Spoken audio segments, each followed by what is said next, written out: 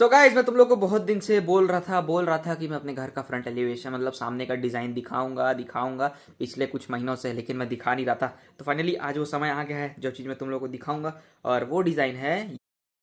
Hello guys, welcome back to the new vlog. तुम लोग मेरे को शायद पहली बार इस चश्मे में देख रहे होगे, क्योंकि ये चश्मा मैं आखिरी बार ना लॉकडाउन के टाइम पे लगाया था। ये ग्रीन लेंस वाला चश्मा है, देख रहे हो तुम लोग, अगर रिफ्लेक्शन दिख रहा होगा तो ग्रीन ग्रीन। कल बहुत भयंकर चीज़ हो गया मेरे साथ, इसलिए ये लगा के रखना पड़ रहा है। कल क्या हुआ ना, कल मैं कहीं से आ रहा था स्कूटी में, पता नहीं कि इतना एग्जैक्ट टाइमिंग कि उस चीज़ का कैसे हो सकता है। ऊपर से कोई चीज़ ऐसे आया और सीधे आके मेरे आइरिस पे लगा। मतलब पलक तो जब जब मतलब जैसे ही ये रोआ पे लगा ना, आईब्रो बोलते हैं ना, इस पे लगा ना तो आंख बंद हो गया। बोलते हैं ना आँख का रिएक्शन टाइम बहुत फास्ट होता है, तो बच गया आँख, नहीं तो सीधे वो आँख ही में घुस जाता। पता नहीं क्या था, अभी उधर ही जा रहा हूँ, वापस से देखता हूँ किस चीज़ का पेड़ था। मेरे हिसाब से लग रहा था बेर का पेड़ था। तो जब से वो लगा है ना, पहले तो स्टार्टिंग में मेरे को 10 मिनट तो कुछ दिखा नहीं, लगातार आँख से पानी निकल रहा था। 10 मिनट ऐसे करके गाड़ी चलाया हूँ। उसी टाइम मेरे को छोटू भैया को बस स्टैंड छोड़ने जाना था, तो ऐसे ही वहाँ तक गया, इसी एक आँख बंद करके फिर उसको चलवाया वहाँ तक। फिर वहाँ से आते समय भी लगातार पानी गिर रहा था। कल तो तुम समझो कि रात तक पानी, मतलब आंसू निकला है आँख से। पता नहीं स्क्रैच स्क्रैच हो गया है ऊपर वाले लेयर में कि क्या। आज तो डॉक्टर के पास नहीं गया हूँ, ड्रॉप ड्रॉप डाल रहा हूँ। तो अगर आज सही नहीं होता है फिर कल डॉक्टर के पास जाऊँगा। एक तो तुम्हें पता है यार, ये कवर लिया हुआ है बहुत मुश्किल से क्या, बहुत दिनों के बाद सोचा बदल लेते हैं कवर। ये एक पिंक नहीं है, पहले बता दूँ, ये कोई क्रीम कलर का शेड है। लाइट आएगा तो दिखेगा, क्रीम कलर है, पिंक नहीं है। गलत सलत मत सोचना, समझ गए। बाकी देखो अब क्या होता है, जा रहा हूँ उधर, हवा जा रहा है ना आँख में, तो और ज़्यादा पानी निकल रहा है। देखूँ पहले था किस चीज़ का वो पेड़। चलो चलते हैं उधर, काम भी है मेरे को, और देखता हूँ। मेरे को लग रहा है जहाँ तक ना बेर का पेड़ था। तो इतना एग्जैक्ट टाइमिंग मेरा कांड करने के लिए ही आया था। मैं स्कूटी में जा रहा हूँ, ऊपर से वो एकदम टपका और सीधे आके यहाँ लगा, 1 इंच ऊपर ना 1 इंच नीचे, यहाँ एकदम। वो तो पलक बंद हो गया, नहीं तो इसी में घुस जाता। तो वही पेड़ था, वो बेर वेर का पेड़ नहीं है, लेकिन पता नहीं किस चीज़ का पेड़ है। वो था कि ये था, थोड़ा डाउट है, कंफर्म नहीं हुआ है अभी। इसमें से ही मेरे को लग रहा है, लेकिन मैं यहाँ से निकला था, इधर से यहाँ लगा कि वहाँ लगा, समझ नहीं आ रहा। लेकिन यही दो में से कोई एक कल्प्रिट है, पता नहीं साला क्या ही था, सीधे आके टक। भाई साहब यार, एक तो अंधेरा से निकलो ना तो आँख एकदम चौंधियाने टाइप का हो जाता है, कुछ दिखता ही नहीं, लगता है कि इतना ज़्यादा लाइट कहाँ से आ गया अचानक। फिर कुछ देर छाया में खड़े रहो तब नॉर्मल होता है। सो गाइस, अब समय है कि मैं तुम लोग को हमारे घर का जो नया वाला बन रहा है उसका फ्रंट एलिवेशन दिखाऊं। काफ़ी दिनों से तुम लोग को टरका के रखा था मैं, वैसे तो ये कब का बन के आ गया, बहुत दिनों से आया हुआ है, लेकिन मैं दिखा नहीं रहा था। तो स्टार्टिंग करते हैं नीचे से। तो ये देखो, ये है हमारा दुकान जो फ़िलहाल के टाइम पे है। ये वाला सीढ़ी एरिया है जो ऊपर जाएगा। फिर ये वाला ब्लॉक पूरा खाली है फ़िलहाल, अभी इसमें कुछ नहीं है, ये पूरा हॉल छोड़ा हुआ है अंदर में, ये मतलब अभी यूज़लेस एरिया है। फिर उसके बाद आता है अपना ऊपर का ये रेसिडेंस। ये एक रेसिडेंस है जिस पे अपना घर बन रहा है। ये कुछ अलग चीज़ बन रहा है, वो तुम लोग को बाद में बताऊंगा। ये वैसे अपने लिए नहीं है, तुम्हें दूसरे लोगों के लिए ही बन रहा है।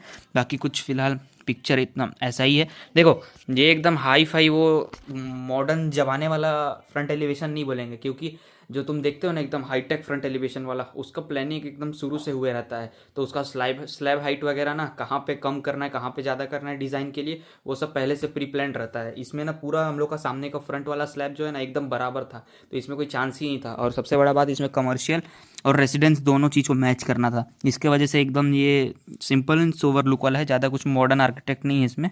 फिर भी इसको बनाने में बहुत बहुत मेहनत गया होगा इस पर, क्योंकि शुरू में घर बनाने का कोई इरादा नहीं था। फिर जब देखा गया समय के साथ तो सोचे उसी में बनवा देते हैं। तो कुल मिला के ऐसा ही बना हुआ है। और अभी इसमें बहुत टाइम लगने वाला है, बहुत ही ज़्यादा टाइम लगने वाला है इसको पूरा कंप्लीट होने में। पीवीसी का काम है वैसे तो, ये कंप्लीट होने में मेरे ख्याल से अभी 2 साल और लगेगा।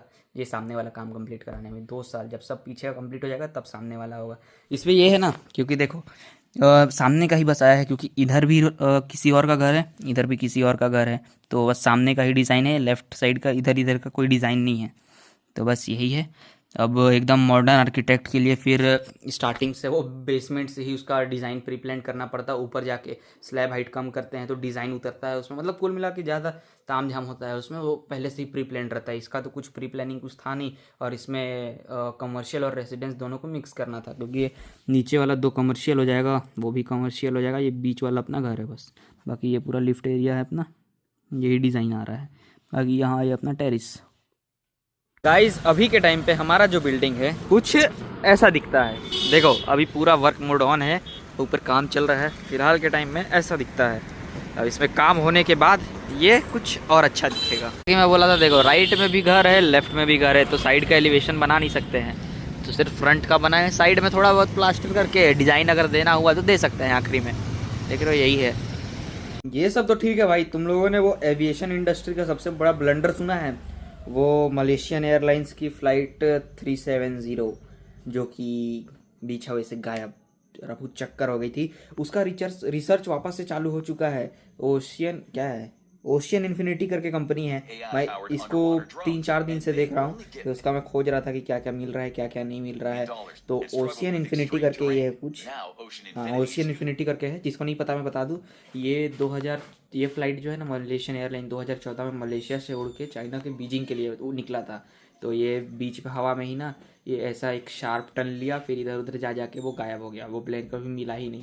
अब पता नहीं उसके पीछे क्या है, 1-2 बार खोज भी हो चुका है। और ये जो ओशियन इन्फिनिटी वाला रिसर्च कर रहा है ना, इसमें ये है कि अगर तुमको कुछ मिला तभी तुमको पैसा मिलेगा, अगर तुम कुछ खोज नहीं पाए तो तुमको पैसा नहीं मिलेगा। इससे पहले करीब $150 मिलियन एक बार खर्चा हो चुका है इसका रिसर्च करने के लिए, समझ गए।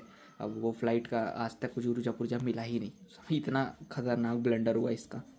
ये सब वीडियो खैर पड़ा हुआ है, तुम लोगों ने देखा होगा पहले ही। Malaysian airlines flight 370 all. ये ध्रुव राठी वगैरह ने सब डाला है, तुम क्यों आ रहे हो, हटो। अरे आ जाइए, देखो ये खूब वीडियो भाई, बहुत मिस्ट्री है इसके ऊपर, वेब सीरीज़ वगैरह सब बन चुका है। ये खतरनाक ही चीज़ था।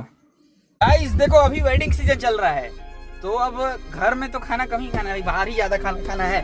तो फिलहाल तैयार हैं, वैसे फ्री का नहीं खाते हैं, वो एनवलप देना जरूरी है ना, एनवलप देना जरूरी है। बस तो वही जा रहे हैं हम लोग, तैयार हो गए हैं। बाकी आगे अभी 2 जन बचे हैं, बगल में ही हैं।